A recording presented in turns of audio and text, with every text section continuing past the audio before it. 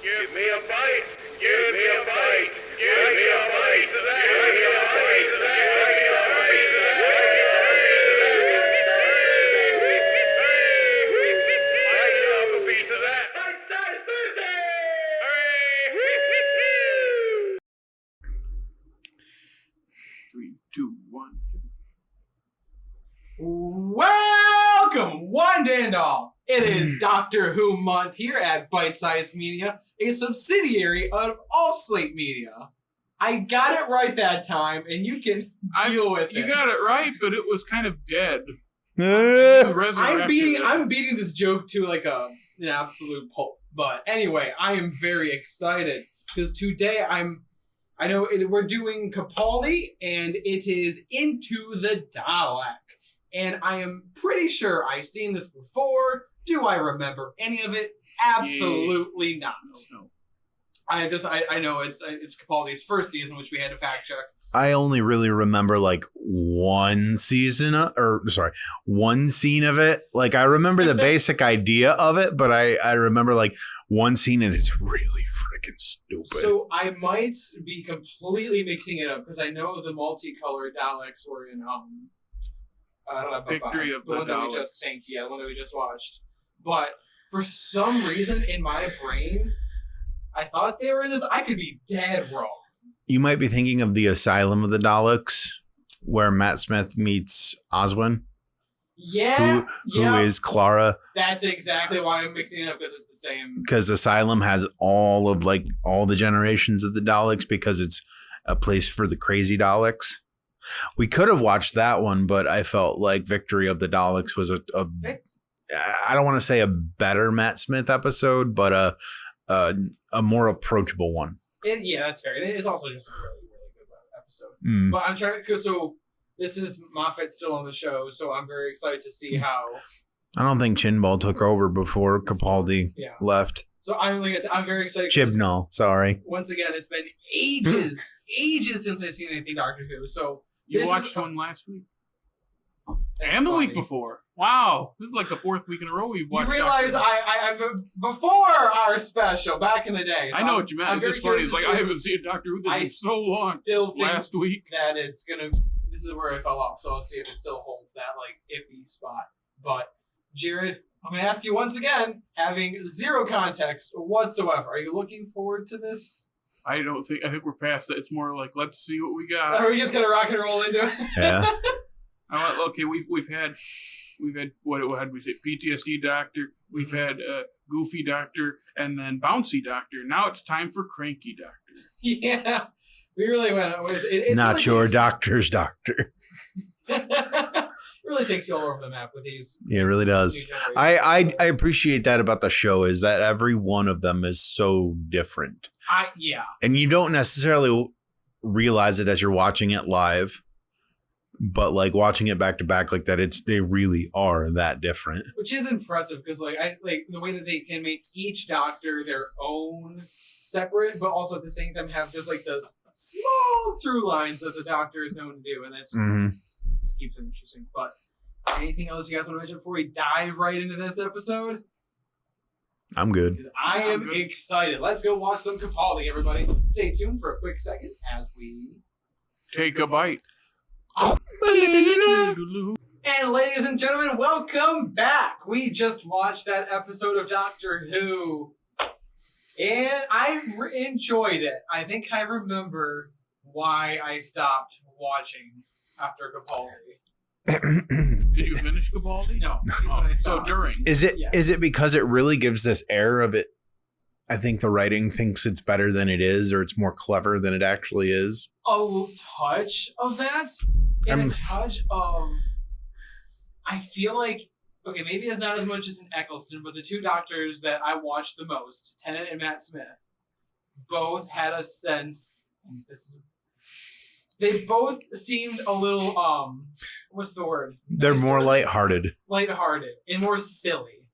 And he's very cynical, isn't he? Yeah. You related to that you were laughing pretty hard some of those times. Like, but yeah, as to why I think that would be for other people, I absolutely understand. That's a very common sense of humor. I like Doctor Who being light and silly, and as much as I can see this working for a lot of people, this is why it lost me. But I can see that. I'm torn on the subject because like Clara is my most favorite companion, hands down. Like she has, there's just like nothing special about her. Like she's not like, I know she does a couple of special things, but like as I recall, now there might have been some later stuff when she exits or whatever.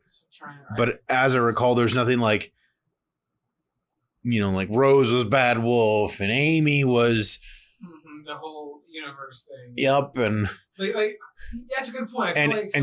She's not. There's not that whole complicated like, oh, I'm in love with the Doctor, but he's not in love with me, and like she puts him in his place, and she's a much better foil for specifically that Doctor. Yes. Than others. And I think when you transition from Matt Smith to Peter Capaldi, they do a much better job of her handling her side of the trauma of that, but being like, I don't know if you're the same person anymore. Like, I don't even know you. I remember that. I remember that transition. Yeah, I thought she played that really well.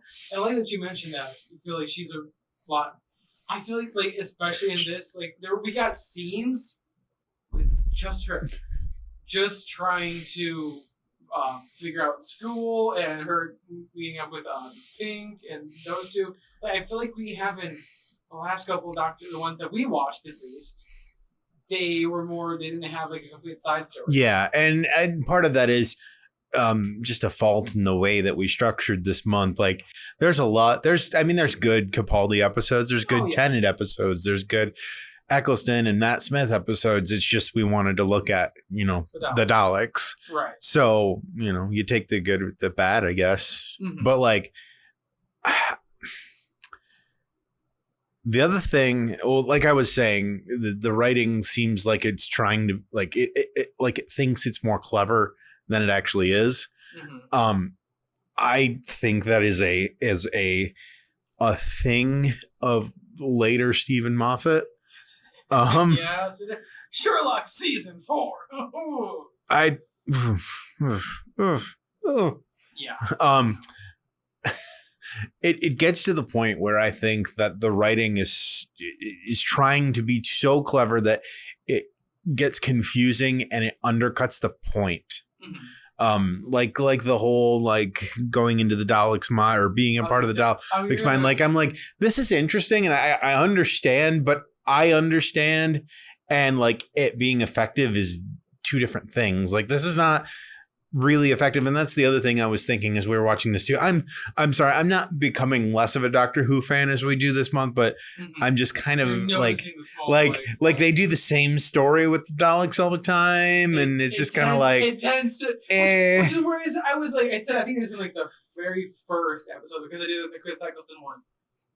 It's a really well-made science fiction soap opera.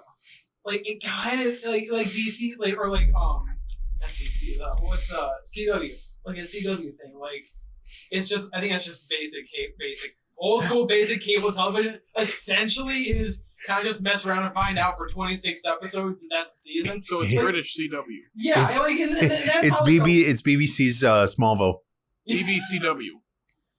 There you go. I guess if you want to do that, sure. Just because, you're totally right, and I think, and I love all of it because it's sci-fi. I'm a sci-fi fan. That's why I get into this. But I mean, it also works much better if you're watching all of the seasons. Yeah, well, yeah, because especially like someone like because there are overarching plots. Like like the whole thing with Missy, like. Well, I'm glad you brought that up because I forgot. She was in this episode, and she's in like every episode of that season. I think they really pushed that. Really? So it started with the. I remember when she popped up because, like I said, it's been a hot second. So you remember with like T. Davies in like Eccleston season, the whole Bad Wolf thing, like it was around, but it wasn't like a focal point. Like they never really like it was showed it to you and said, "This is what this is. Look at this. You want to pay attention to this." Like it was all like cleverly placed. So then when it happens, it's like, whoa. I see what they were doing there. But starting with the cracks in the wall, they started to be like, look at this thing. Look at this thread that's going through. And I know that's a thing that hour-long TV shows do nowadays. But with like Missy, I feel like they really pushed it hard. Like I feel like she was in nearly every episode. Yeah, because I remember, obviously, spoilers, she is this version of the Master. And like he doesn't know who the Master is, so just keep moving. Okay. Well, I was just gonna say, I like. God, I mean, this is just me trying to remember how many episodes I got into this, but I remember like a scene with her and Capaldi. I think they were in a graveyard or on a hill. It's like the end of this season when they're in the they describe it like it's like the underworld, like this is where people go to die, but they also call it heaven. It's very confusing. Like because I honestly, looking at it at a high level, I'm not really sure that this season is well constructed. Yeah, you mentioned that like what they used to do, and like I feel like the earlier stuff where they showed. Like you said, they carefully like sprinkled in pieces of the overarching thing instead of just. Yeah, I mean, with like Tenet, season 2, I'm gonna go ahead and spoil it. Leading up to Doomsday, like they don't ever really show anything that leads up to that. You just, if you go back and watch it, you hear people talking, saying random things about it. Yeah, which is that's just. It's just in the background. Yeah, it's really interesting. The tonal shift Doctor Who took in between showrunners. Yeah, really. And I really think that Matt Smith was a good run.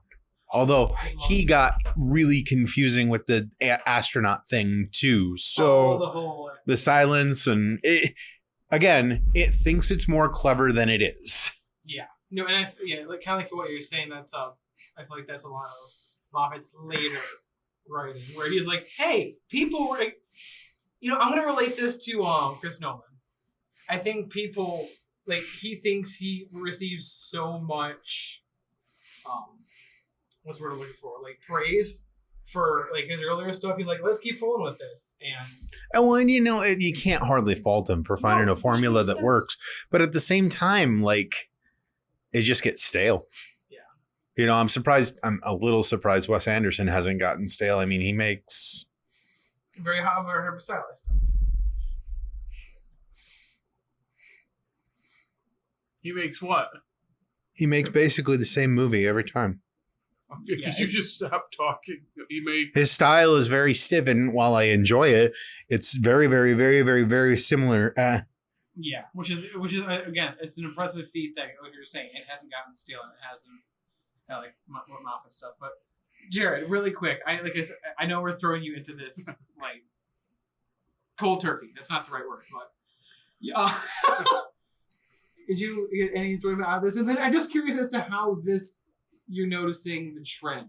Oh, I liked it better than all the other ones because of the cynical Doctor, because he reacted the way Jared reacts to things. Yeah, I could hear you laughing. Because when it started, because I remember hearing that people weren't big fans of this. Jake said it was a silly episode. I go, okay, let's see what they got.